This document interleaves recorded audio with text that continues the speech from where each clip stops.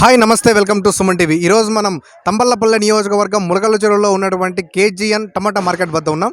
ఇక్కడ దాదాపుగా మారుమూల ప్రాంతంలో పండేటువంటి యొక్క టమోటా దేశ నలుమూలలకు అదేవిధంగా విదేశాలకు కూడా ఎగుమతి అయ్యేటువంటి పరిస్థితిని మనం ఇక్కడ గమనించవచ్చు. అదేవిధంగా ఇక్కడ వచ్చినటువంటి రైతులు వాళ్ళు పండించినటువంటి టమాటా యొక్క రేట్లు ఏ విధంగా ఉన్నాయి, అదేవిధంగా వాళ్ళు తీసుకున్నటువంటి జాగ్రత్తలు ఏవి, వారు ఎక్కడికి తీసుకొస్తారు, ఎక్కడో చేలో పండించినటువంటి టమోటా వారు మార్కెట్కి ఏ విధంగా తీసుకొని వచ్చి వారి ఎగుమతి ఏ విధంగా చేస్తారనేటువంటి అంశాలను మనం ఈరోజు క్షుణ్ణంగా తెలుసుకునేటువంటి ప్రయత్నం చేద్దాం. 70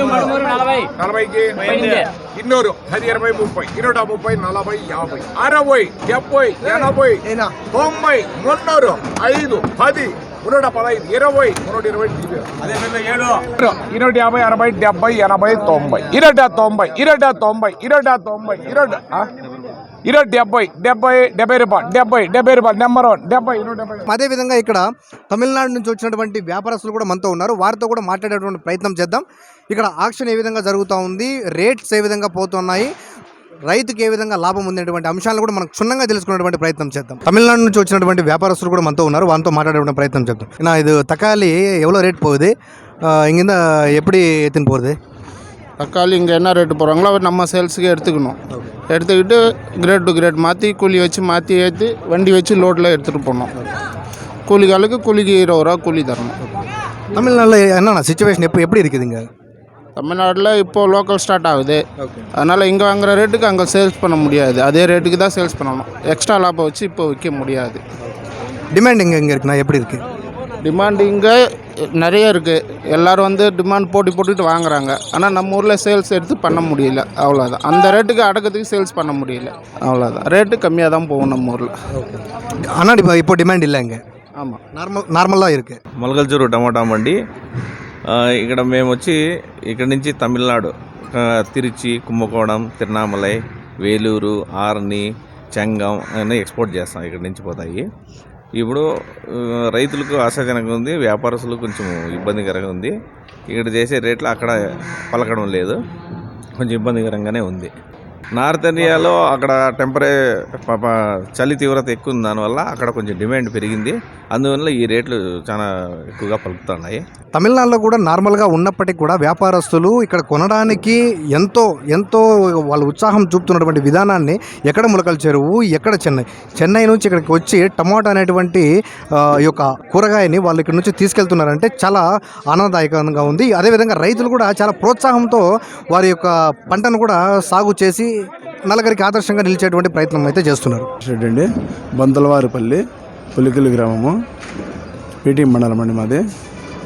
టమోటా గత 8 ఏళ్ళ నుండి సాగు చేస్తున్నానండి నేను. ప్రస్తుతానికి ఇప్పుడున్న టమోటా రేట్లు ఆశాజనకంగా ఉన్నాయి. మా ఊరు నుండి ఇక్కడికి 8 కిలోమీటర్లు అండి. ప్రజెంట్ ఈరోజు ఒక 60 బాక్సులు అయ్యాయండి.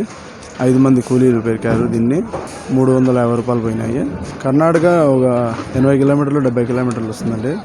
అది వచ్చిందిను చిన్న బాక్స్కు 25 రూపాయలు బాడిగే. ఇక్కడ మాకు 15 రూపాయలు బాడిగే తీసుకుంటారు పెద్ద బాక్స్కు. దానికి దీనికి చూస్తే చాలా వేరియేషన్ ఉంటుంది. రేటు కూడా పెద్దగా తేడా ఉండదండి, అది విషయం. అందుకని కర్ణాటకకు వెళ్ళం ఎక్కువ. నా పేరు శంకర, మాది సివిపల్లి. ఇక్కడికి వచ్చేసి 7 కిలోమీటర్లు వస్తుంది. మాది 4 ఎకరాల టమోటా ఉంది. ఈరోజు 200 బాక్సులు వేసుకొచ్చినాము. ఈరోజు 400 పోయినాయి. కేబిఎన్లో దింపినాము, 400 వేసినారు. కానీ ఈ రేట్లలో మమ్మల్ని మదనపల్లి ఎత్తుకోవచ్చు, నీకు కర్ణాటక ఎత్తుకోవచ్చు. ఎక్కడైతే ములకల చెరువులోనే యావరేజ్గా మనకు రేట్లు పలుకుతున్నాయి. కాబట్టి మాకు మంచి సౌకర్యము. ములకల చెరువు ఎన్ని ఎకరాలు?